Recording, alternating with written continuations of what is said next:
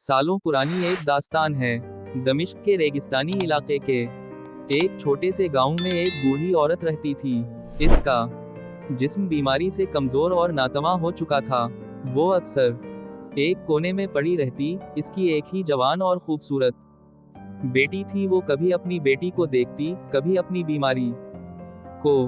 बीमारी के सालों ने न सिर्फ उसके जिस्म को तोड़ दिया था, बल्कि इसकी रूह को भी थका दिया था। गांव वाले उसे अक्सर देखकर अफसोस करते, लेकिन फिर भी कोई इसकी मदद को आगे ना बढ़ता। इस दौर में इलाज मुआलजा बड़ा मुश्किल था। करीबी हकीम भी कई बार इसका इलाज कर चुके, मगर सब बेबस थे। बस एक ही हकीम इस बीमारी का इलाज जानता था, जो बगदाद में रहता था और लोगों को अल्लाह के हुक्म से इस कस्म की और भी लाइलाज बीमारियों से शिफा देता था। मगर बगदाद जाना इस जमाने में ऐसा ही था जैसे आज एक गरीब इंसान पाकिस्तान या हिंदुस्तान से किसी महंगे इलाज के लिए अमेरिका जाना पड़े।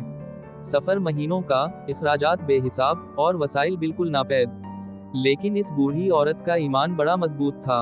वो हर दिन अपनी बेटी से कहती, बेटा, एक दिन वही मशहूर हकीम हमारे घर के दरवाजे पर आएगा। मेरा रब खुद इसका सबब पैदा करेगा। बेटी अक्सर हंस देती, अम्मा, ये कैसे मुमकिन है? वो बगदाद का हकीम है, इसे हमारे जैसे गरीबों से किया लेना।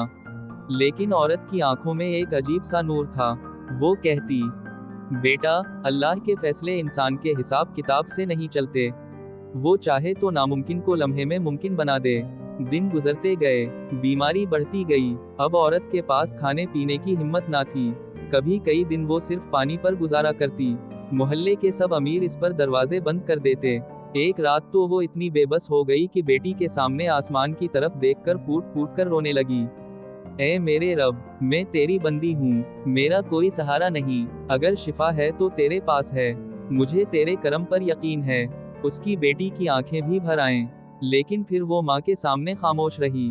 कुछ दिन बाद एक ऐसी रात आई जो सब बदल देने वाली थी। गाँव नींद की आगोश में था। बाहर चांदनी में रेत चमक रही थी।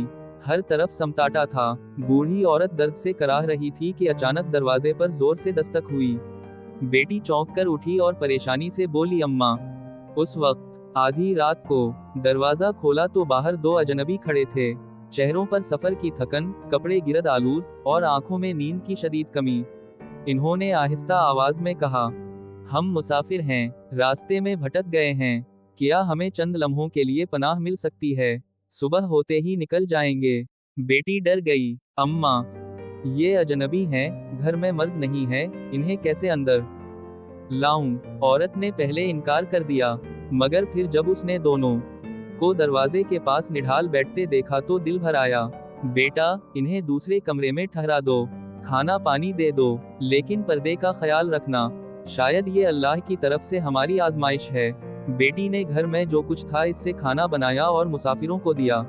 वो खाकर दूसरे कमरे में सो गए। बूढ़ी औरत पूरी रात जागती रही। वो रब को याद करती, दुआ करती और कभी कभी दरवाजे के कमरे की तरफ देखती कि ये अजनबी आखिर कौन हैं। सुबह अजान की आवाज गूंजी। दोनों मुसाफिर उठे, वजू किया, नमाज पढ़ी। जाने लगे तो औरत ने मोहब्बत से कहा, नाश्ता किए बगैर ना जाना।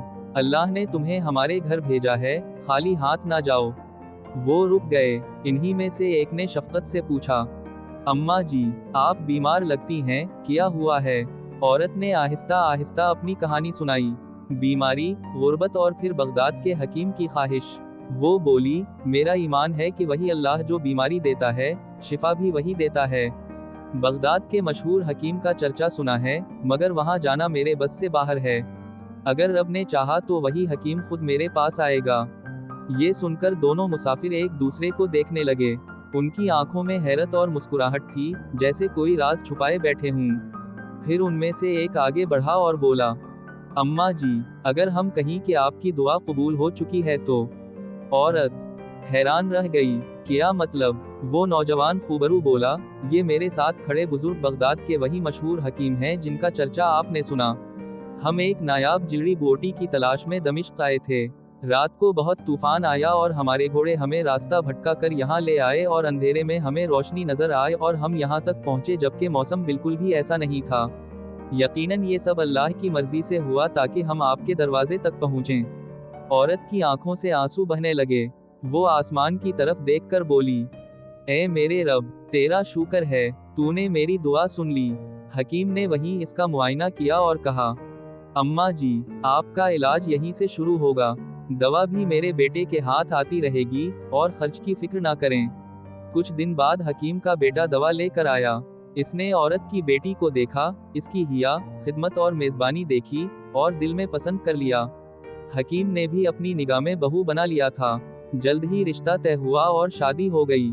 औरत की बीमारी चंद दिनों में कम होने लगी। अब वो बगदाद में अपनी बेटी और दामाद के साथ इज्जत और सुकून की जिंदगी गुजारने लगी। वो अक्सर बेटी को नसीहत करती, बेटा, हमेशा याद रखना, इंसान बेबस है, ताकतवर सिर्फ अल्लाह की जात है। दुआ कभी रद्द नहीं होती, या तो वो फौरन कबूल हो जाती है, या बेहतर वक्त के लिए टाल दी जाती है, या फिर इसके बदले कुछ और बेहतर अता कर दिया जाता है।